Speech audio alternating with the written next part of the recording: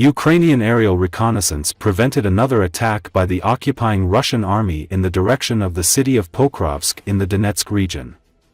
The armored vehicles were destroyed by the strikes of kamikaze drones, exploding along with the crew members. Although the infantrymen in the vehicles tried to get out and escape, they could not succeed and became the target of the drones. The next attack of the occupying forces, which caused serious losses, also failed.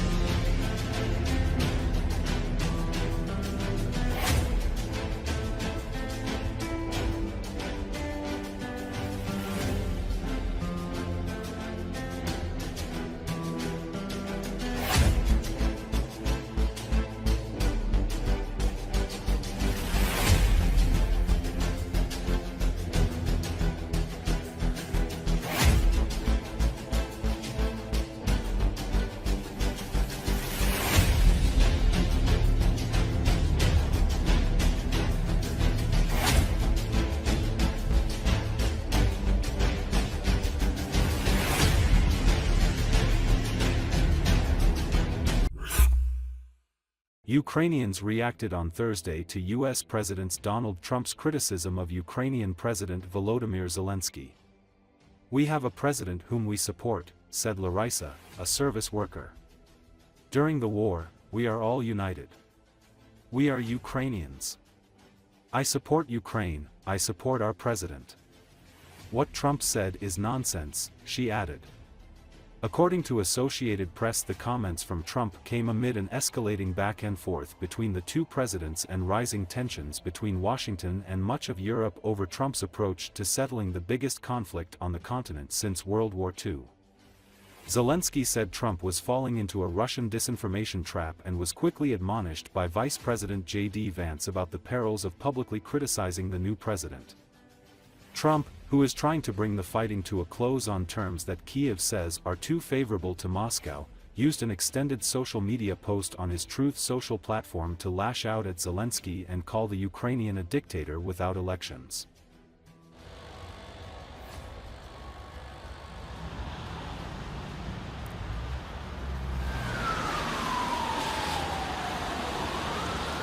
Кажуть, що може це все ігри Трампа. І хочеться сподіватися на те, що він все-таки представляє демократичну країну. Але я вважаю, що представник демократичної країни не може сідати за стіл перемовин з президентом Російської Федерації. Тому що взагалі так не може бути. Людина, яка засуджена за викрадення дітей, я не вважаю, що з ним можна про щось спілкуватися.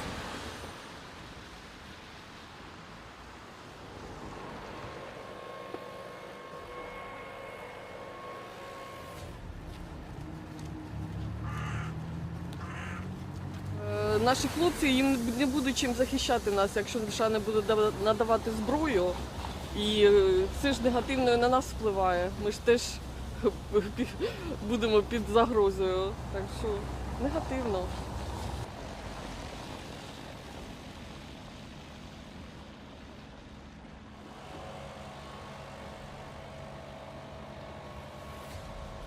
Це хвора людина, як до цього можна ставитись? У нас президент, якого ми підтримуємо. Під час війни ми всі гідні, ми українці, я підтримую Україну, підтримую нашого президента. І те, що казав Трамп, це дурість. Людина, судячи з його таких висновків, таких вимовлювань, це дуже неприємно і не може так вести себе руководитель держави. Це преступно. Те, що він сказав, це дуже придур, я б сказала, отак от.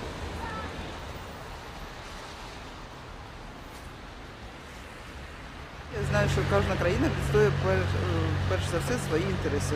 І ми до США, до Європи такі ж маємо бокові інтереси, бо перш за все кожен політик відстоює інтереси свого народу, своєї країни.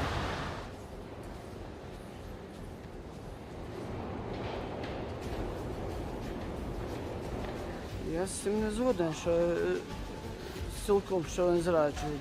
Да, вони чимось йдуть наступки до Путіна, але в цілому вони підтримують Україну. Це добре.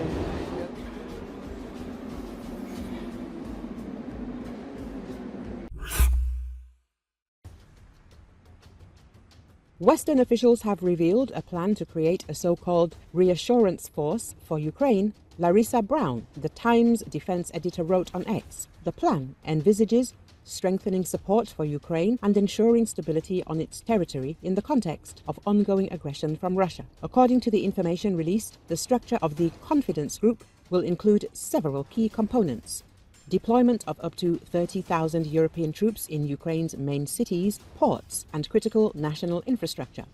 Officials stressed that the troops would not be deployed in the east of the country.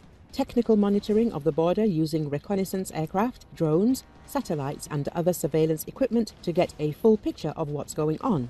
Protecting Ukraine's airspace to ensure safety and restore commercial air travel. This effort includes the ability to quickly respond to attacks and intercept them. US support will be provided through the deployment of US aircraft in Romania and Poland, ready to respond immediately if necessary. Additionally, it is envisaged to form large ground forces on the eastern border with readiness for rapid deployment in emergency situations.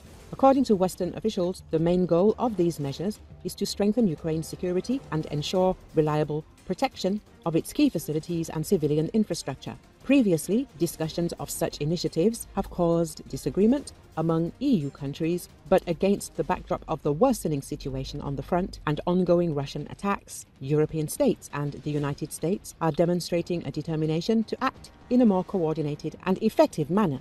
Recall the UK is considering sending Typhoon fighter jets to Ukraine as part of an air mission to patrol its airspace. British ministers are currently discussing this scenario as an alternative to deploying a significant number of peacekeeping troops in Ukraine. The mission would be similar to the one currently conducted in the Baltic states, involving escorting Russian aircraft and providing round-the-clock air threat response. Anonymous government sources told The Times that despite discussions, such a mission would require a substantial number of aircraft and air defense systems. Around a dozen Typhoon fighters could maintain constant combat readiness to repel Russian air attacks alongside UK and European peacekeeping forces in Ukraine. Meanwhile, a source within the Royal Air Force said that while the mission is highly likely, discussions remain in the early stages and no final decision has been made. If approved, the Typhoon fighters would be stationed at air bases in Poland near the border, from where they could quickly respond to potential threats. Earlier, British Prime Minister Keir Starmer said his country is ready to deploy its troops. His readiness to deploy British troops to Ukraine as peacekeepers has triggered immediate calls from lawmakers for parliamentary involvement in any such decision.